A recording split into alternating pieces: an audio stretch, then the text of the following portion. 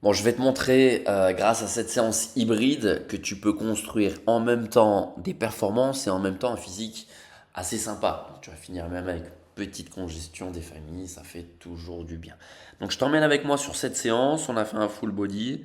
Ça m'a pris à peu près 1 heure et quart et je vais t'expliquer un peu les principes, du comment, du pourquoi on a fait tout ça. Ok? Donc, on a commencé par notre travail de puissance parce que le travail de puissance, vitesse, c'est ce par quoi il faut commencer pour pouvoir activer son système nerveux à son maximum. On est parti sur du bel squat. Donc bel squat sauté. Moi, ce qui m'intéresse, c'est bien évidemment l'explosivité et la puissance. Donc, on fait notre montée en gamme. Montée en gamme, je rappelle, c'est augmenter les charges de série en série. Prenez le temps, hein, entre chaque série de prendre assez de temps de repos pour que la série suivante soit efficace.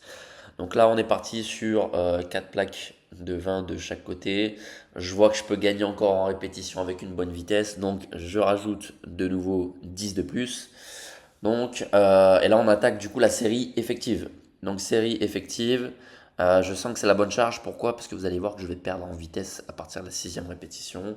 Donc ça sert à rien d'aller chercher plus. On garde un minimum d'amplitude. Donc demi-squat à quart de squat.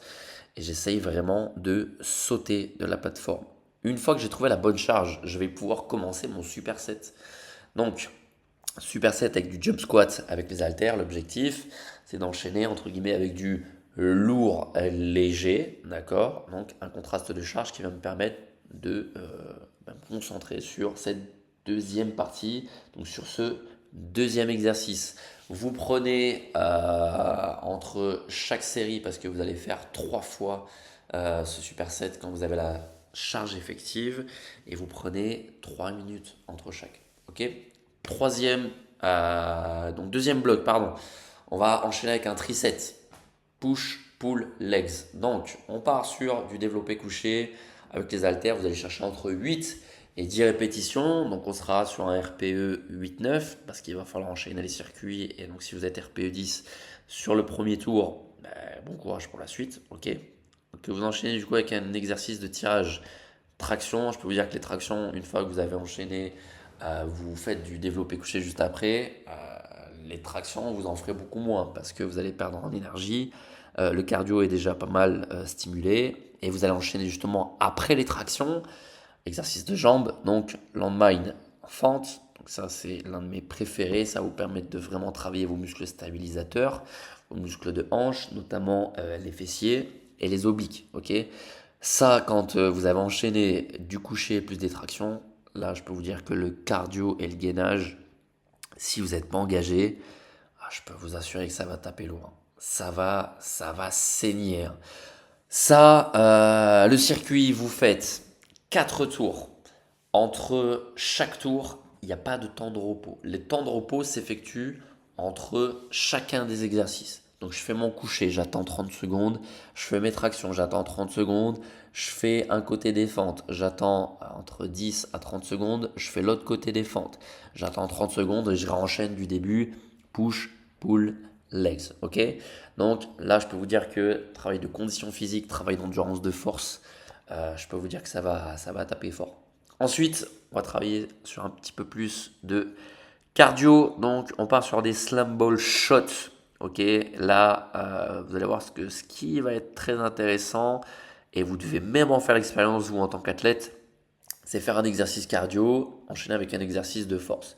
Donc là, slam ball shot, à chaque fois que je fais un slam ball shot, je rajoute une pompe sur la burpees quand je suis en bas. Donc un slam ball, une pompe, deuxième slam ball, j'en fais deux, cinquième, j'en fais cinq. Voilà, vous avez compris le principe. On enchaîne ça avec un travail de gainage, le farmer walk. Là, comme vous pouvez le voir, je tiens la serviette pour travailler mon grip. Donc, objectif, pareil, un grip d'acier, abdos béton. On essaye de pas trop se pencher pour vraiment travailler l'anti-rotation, l'anti-inflexion, comme on dit. Ok. Donc là, vous allez très très vite voir aussi notamment quel grip, de quel côté vous avez un grip qui est plus faible que l'autre, notamment si vous le faites avec la serviette. Et là, vous allez vraiment travailler le grip des doigts. C'est chouette quand vous faites le grip sur la barre, mais là, c'est pas pareil. La serviette, c'est beaucoup plus large. Donc là, ça sera vraiment la force de poigne, quoi. Ensuite, donc sur ce circuit pardon, de slam ball et de farmer walk, 3 tours. Ok, l'objectif c'est pas de s'épuiser trop là-dessus non plus. Donc on va faire uniquement 3 tours.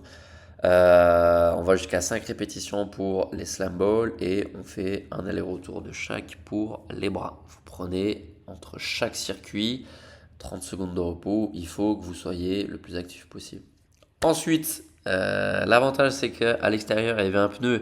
Donc on a pu s'amuser un petit peu. On fait une renverse de pneu, on court de l'autre côté, une burpees. Ok, on court, on marche pas. L'objectif c'est de rester actif.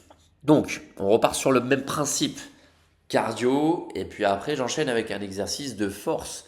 Pourquoi? Parce que je prends l'exemple dans votre sport, par exemple rugby, ben, vous allez avoir besoin de faire un effort cardio et juste après il faut faire votre travail de force.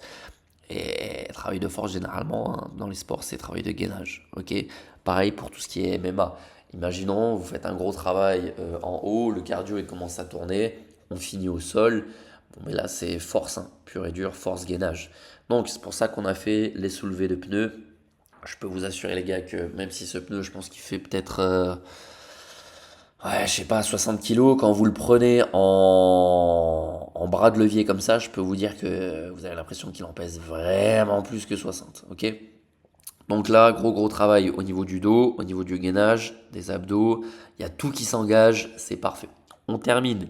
Donc du coup, cette séance, vous allez faire un petit peu de renfort, voilà, histoire d'avoir un petit pump, ça fait toujours plaisir. Sur un EMOM de dips, 7 minutes sur les mômes, entre 10 à 15 répétitions, entre chaque minute. N'hésitez pas à tester cette séance, vous allez voir qu'elle est vraiment du feu de Dieu et parfait pour du bon conditioning.